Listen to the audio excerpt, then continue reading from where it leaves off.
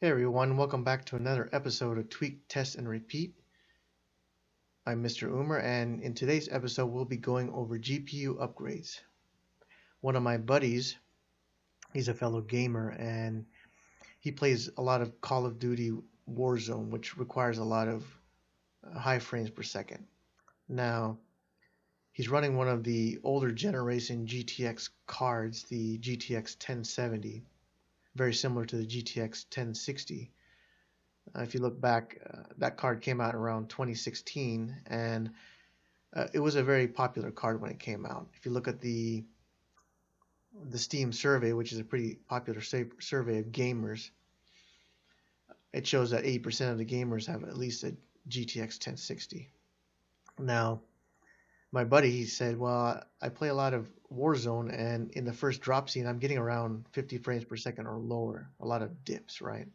So for a really good gaming experience, a lot of gamers have high refresh monitors, 144 hertz, or they might have a 4K TV that can also do 1080p, and those are probably going to be running around 60 hertz, 120 hertz. So that's basically 60 frames per second. So you need something like that to have some comfortable gaming. A lot of those TVs, they don't have any kind of vertical sync or G sync in there.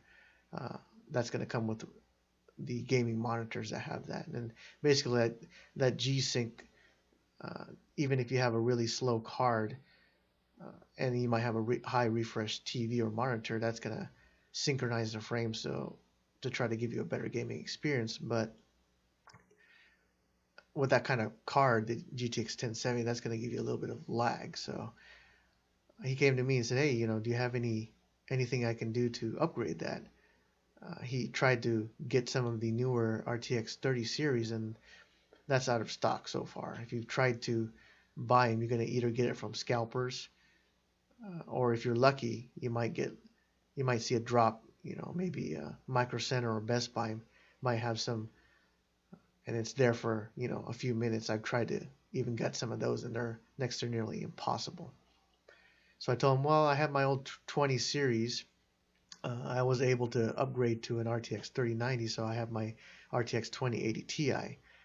If you put that in there, I told him your Warzone will probably hit at least 250 frames per second. Uh, so that's pretty impressive for that card. That card came out around 2018. On the screen here, I have the specs. You'll notice that, well, the GTX 1070, 8 gigs of DDR5. With the 2080 Ti, GDDR6, and that's 11 gigs. So you can see that the 1070 with at least 8 gigs, that's probably a 1440p to 1080p card. You're probably running around medium to high settings. Um, and that depends on the game, obviously. Now, if you add in the 2080 Ti, that's going to give you 100 frames plus or above. That's more than enough to have a really good gaming experience. Now, before we did the upgrade, obviously I had to ask him, well, what kind of power source you're running? Uh, the PSU is very important, and that's going to have a certain wattage. Now, these GTX 1070s, I'm not sure on the wattage. It's probably going to be around, I don't know, 200 watt card. It's not going to be as efficient as the newer ones. But my 2080 Ti, that's power hungry. I think when I ran some games and looked at my power meter, I was probably hitting, somewhere between 300 and 400 watts. And that 400 watts is probably peak overclocked. Now, we checked his system, and it looks like his specs. He had a 1,000 watt power supply, and his is not too old. It's fairly new. He had a nice NZXT build with a 1,000 watt PSU. So that's one of the things that you're going to want to do is there's a lot of online PSU calculators that let you put in the specs of what you have. Here's your CPU, here's your GPU, here's your hard drive, here's this and that.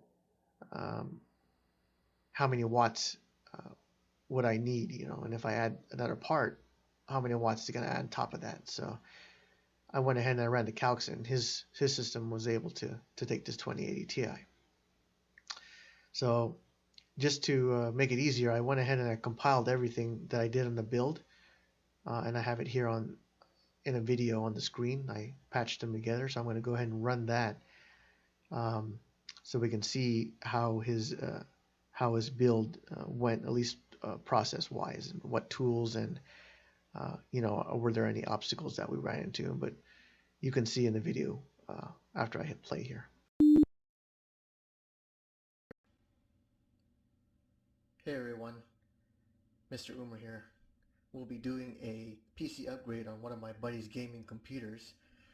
As you can see here, this is my makeshift workbench. We'll be installing this 2080 Ti GPU into his PC tower. Here's some of the tools that I'll be using.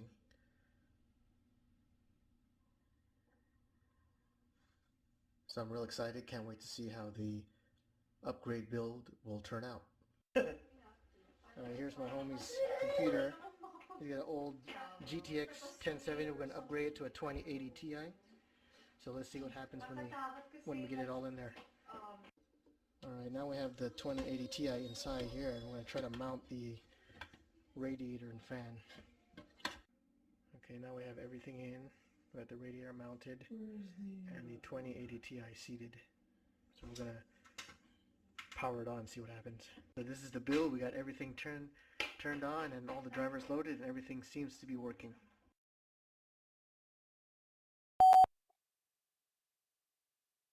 So there you have it. That was a pretty good upgrade. Pretty clean, pretty easy. It probably took us, with the right tools, maybe around an hour. I mean, I've been building computers for a while, and each build is different. So we did run into some issues with mounting the radiator, but we were able to figure out a way to mount it on there. Obviously, it's not 100% clean, but because it's AIO and it had a radiator, we had to do some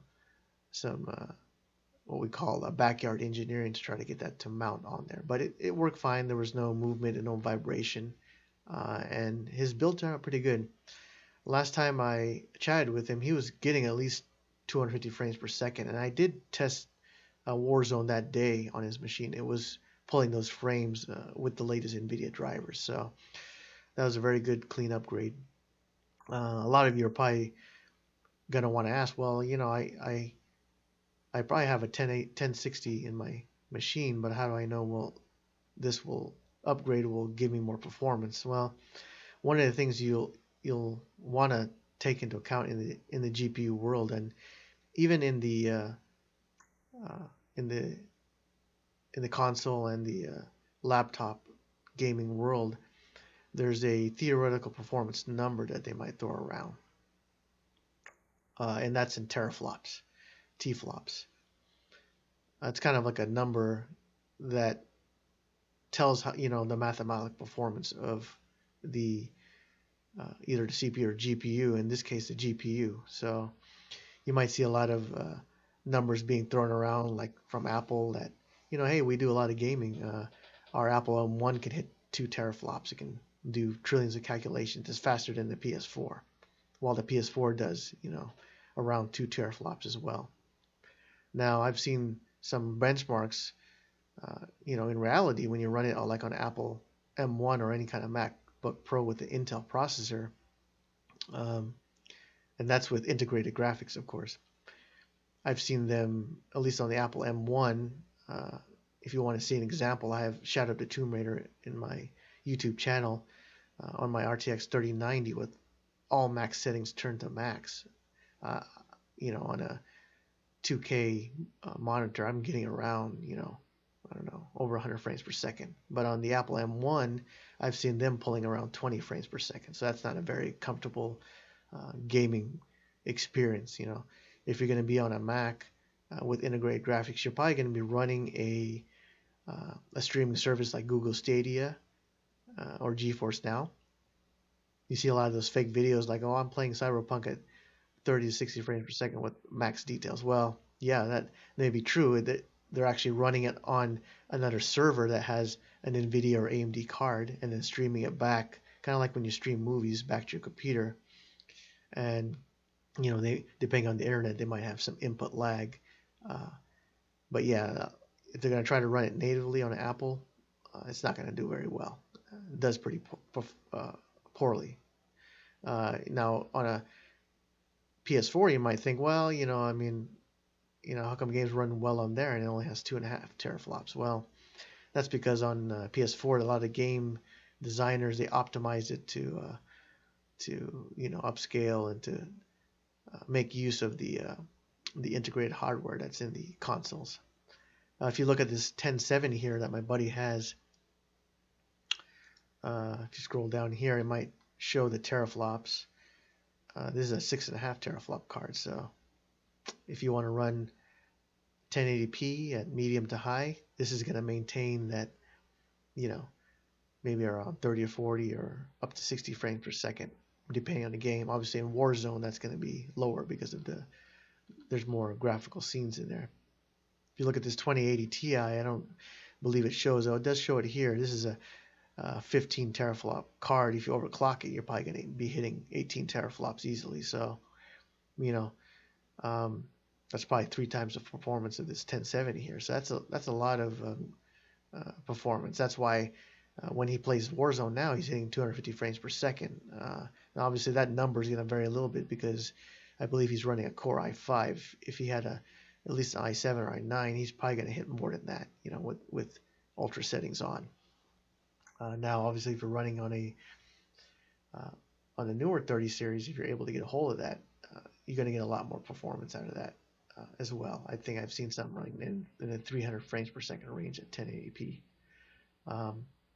But yeah, now if you compare, you want to say, well, what about the newer consoles? The PS5, the Xbox X, and the S. Well, those are going to be using the AMD GPUs. They call it the Navi 2. It's very similar to the AMD Radeon 6800 and the 6900 XT. Now, those GPUs are,